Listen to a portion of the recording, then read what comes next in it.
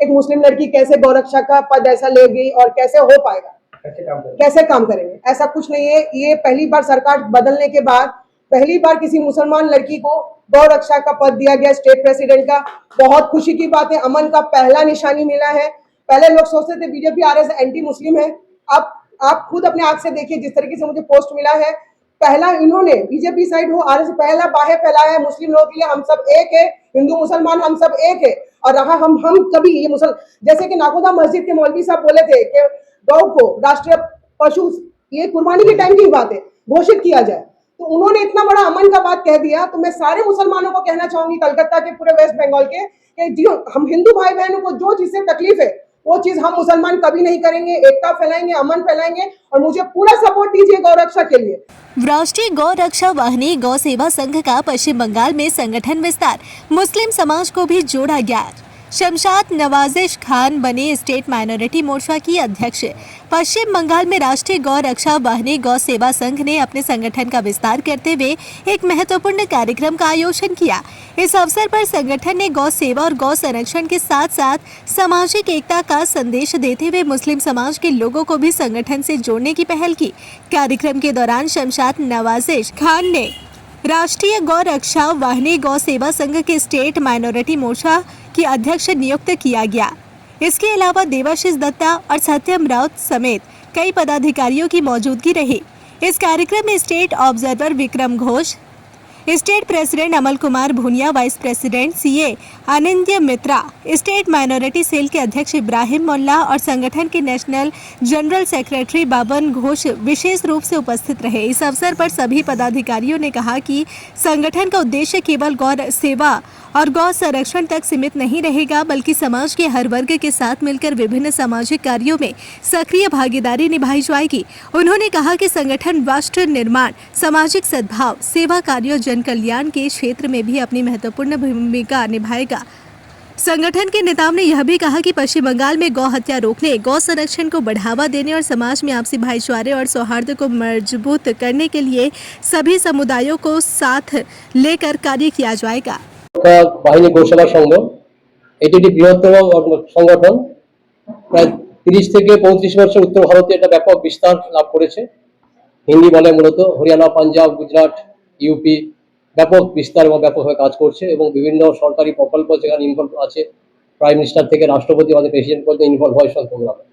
দুঃখের বিষয় আমাদের বাংলাদেশ এইভাবে এই প্রকল্প বা এই গৌসেবা বাহিনীর এতদিনের প্রচার বা সে প্রচার মাত্রায় ছিল না। একটা কমিটি ছিল, এখানে কমিটি ছিল কিন্তু কমিটি অতটা অ্যাক্টিভ ছিল না, বিস্তার সেভাবে করতে পারেনি।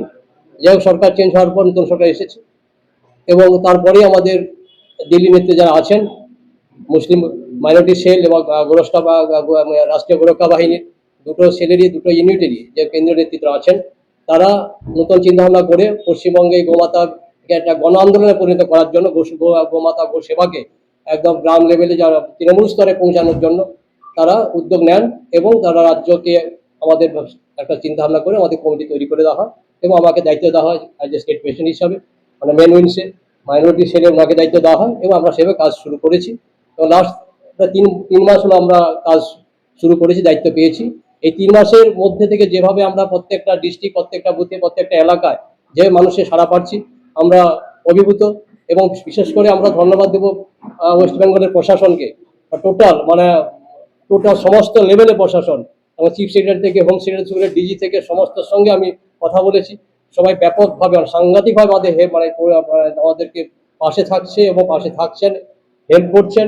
তার জন্য আমরা আপ্লুত বা আমরা গর্বিত, আমাদের কৃতজ্ঞতা জানাচ্ছি প্রশাসনকে যারা যেভাবে সহায়তা করেছে।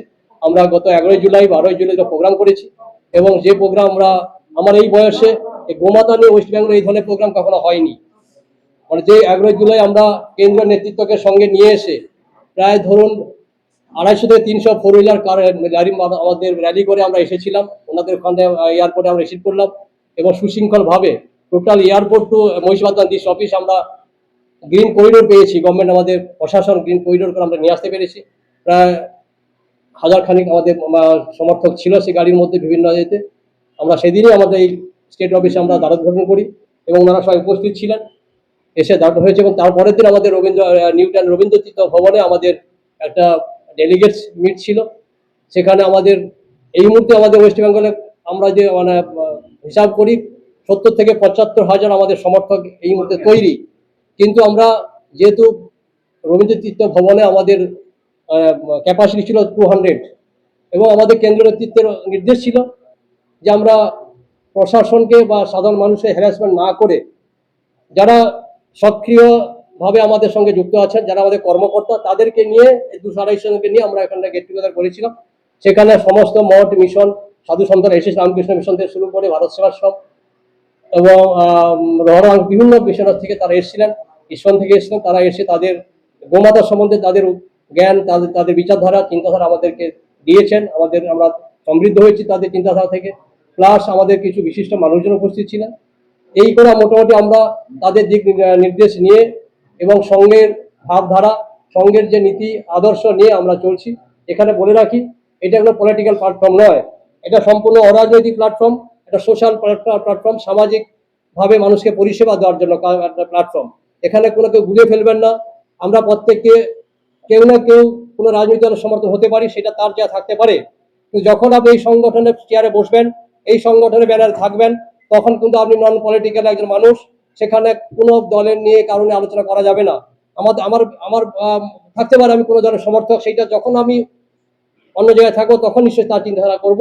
যখন আমি এই রাষ্ট্রীয় গোরক্ষা গোমাতা সংঘের সঙ্গে যুক্ত থাকবো, নন পলিটিক্যাল, সেখানে পলিটিক্যাল স্লোগান চলবে না। আমাদের দুটো স্লোগান, ভারত মাতা জয় হবে, গো মাতা কি জয়, এই দুটো স্লোগান আমাদের। কোনো পলিটিক্যাল স্লোগান এখানে চলবে না, কোনো পলিটিক্যাল ইনভলভ এখানে চলবে না। আমি আবার বলছি, আমি ব্যক্তির সাথে হতে পারে আমি পলিটিক্যাল সমর্থন করছি, সেটা সেখানে থাকবে। যখন এই ব্যানারে আসবো সেখানে পলিটিক্স থাকবে না। অনুষ্ঠান আমরা এই রাষ্ট্রীয় গৌরক্ষা সঙ্গে অনুষ্ঠান বলতে আজকে আমাদের ম্যাডাম, দাদা এবং আরেক দাদা ওনারা জয়েন হয়েছেন। ওনাদেরকে আমরা সম্মানিত করলাম, সঙ্গে সঙ্গে আমাদেরকেও সম্মানিত করলো।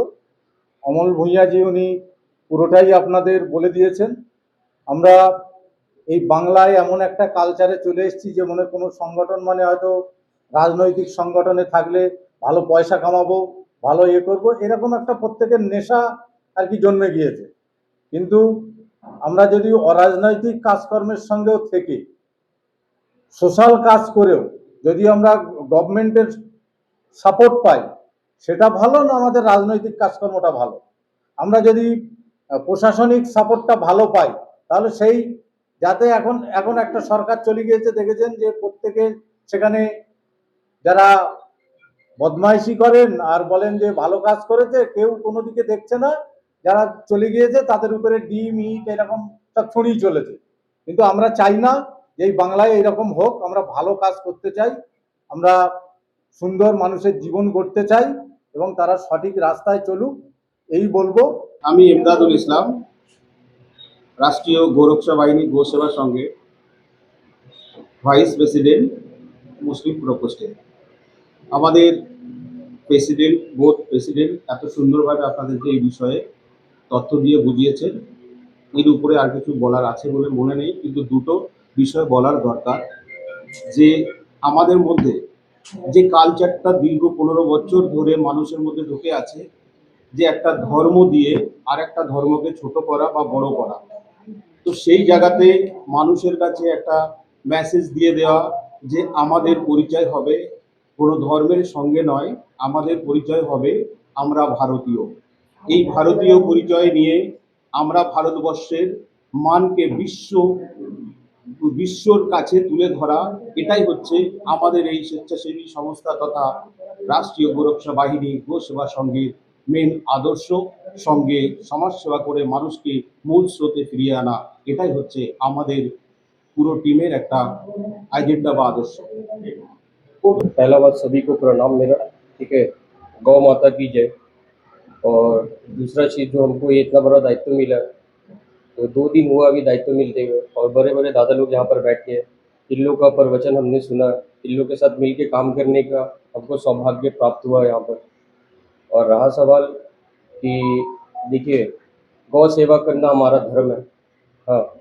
और दूसरा चीज़ है ये कि हम लोग इतना बड़ा एक टीम है अभी जो जुड़े हैं सबके साथ में, हम लोग इस मोमेंटम को और आगे कैसे लेके जाए, ठीक है, और अच्छा बेहतर कैसे करें। दादा लोग तो इतना पूरा बात बोल दिया, तो मेरा बोलने का वहाँ पर कुछ नहीं है। खाली मैं इतना ही बोलना चाहता हूँ कि हम लोग जैसे जैसे हम लोग को ऊपर से जैसे एडवाइस आते रहेगा और हम लोग अच्छा काम बेहतरीन करना चाहते हैं। देखिए, गाय हमारी माता है, जन्म जन्मांतर का नाता है। Thank you. Thanks to Rashtriya Gauraksha Bahini Gauseva Sangh ki approval of the organization National Patron Dr. Indresh Kumar, National President Sri Sanjeev Singh Sengar ji, Independent in charge Sri Vikramaditya Singh Judev, National Advisor Dr. Subhash Sharma, National General Secretary Sri Baban Ghosh and National President Minority Cell Sri Iqbal Tyagi ji. इन्होंने मुझे nominate किया है as RTI social media cell के incharge के state president के रूप से। हमारी जो सबसे पहला दायित्व होगा, सामाजिक दायित्व है, वो गौ का सेवा करना है। ठीक है, ये मान लीजिए कि रास्ते में कोई भी गाय का एक्सीडेंट हो गया, कोई भी गाय अगर बीमार हो गया तो उनको अवहेलित नहीं करना चाहिए। ठीक है, उनका सही से देखभाल करना, एक जगह को चॉइस करना, वहाँ पे उसका सेवा करना, और इसके माध्यम से सामाजिक और सेवा है और काम है जो नॉन पॉलिटिकल ग्राउंड होते हुए भी हम लोग ये काम कर सकते हैं और समाज को एक सोशल मैसेज दे सकते हैं कि आप लोग इस सेवा में जुड़िए। इसके साथ सामाजिक जो दायित्व है उसको निभाइए, क्योंकि सामाजिक दायित्व निभाना सबसे बड़ा बात होता है। सोशल होना चाहिए, क्योंकि लास्ट 15 साल और 34 साल सीपीआईएम के ज़माने में जो असामाजिक कार्य इतना बढ़ गया था, उसमें सब अभी लिप्त है। उनको अलग करना है, अलग करके सबको सामाजिक दायित्व क्या है वो समझाना है, बस। प्रेसिडेंट मुस्लिम माइनॉरिटी सेल से राष्ट्रीय गौ सेवा वाहिनी गौ संघ के साथ जिसमें जुड़ी हुई हूँ। पहले तो मैं बोलना चाहूँगी कि मैं एक मुस्लिम लड़की को ये वाला पद मिला है गौ रक्षा का। ये जिस तरीके से लोग सोच रहे हैं कि एक मुस्लिम लड़की को कैसे पद मिला है, मैं यही बोलना चाहूँगी कि ये पहली बार पॉलिटिकल बोलो, आरएसएस बोलो, एक हिंदू मुस्लिम की एकता का पहला कदम है ये।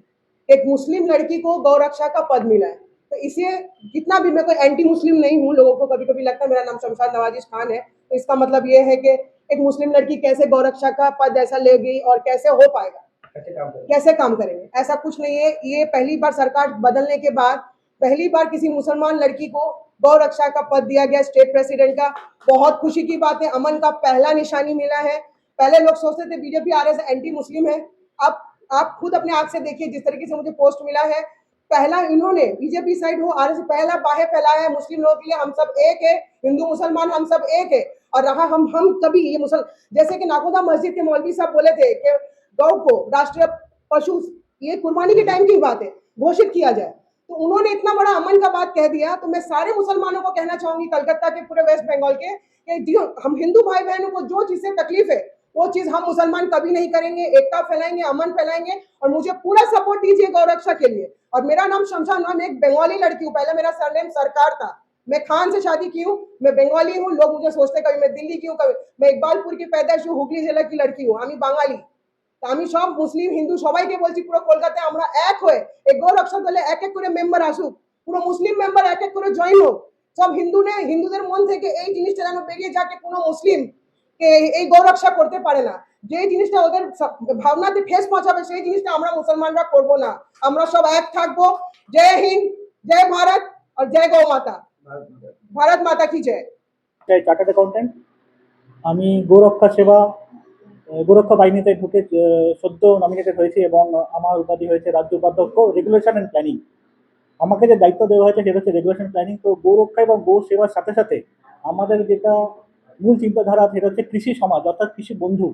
আমাদের কৃষি বন্ধুদের সাথে আমরা কাজ করতে চাই, কারণ কৃষকদের সাথে কাজ করে একটা সমাজ সচেতনতা বাড়াতে হবে এবং পঞ্চগব্য প্রোডাক্ট অর্থাৎ ধূপ, ধুনো, গোমূত্র এর যে উপকারিতা এবং এটা নিয়ে যে সামগ্রিক একটা সচেতনতা, এটা সবার মধ্যে জাগাতে হবে। এবং শুধু কৃষক বন্ধু না, আমরা কিন্তু সমাজের সর্বস্তরের মানুষ, আবার বৃদ্ধ বনিতা যুব সবাই আমাদের সাথে জুড়ুক এবং গো সেবা গো রক্ষার সাথে সাথে সমাজের উন্নতি এবং অগ্রগতি এটাও আমাদের নিশ্চিন্ত করতে হবে। নমস্কার।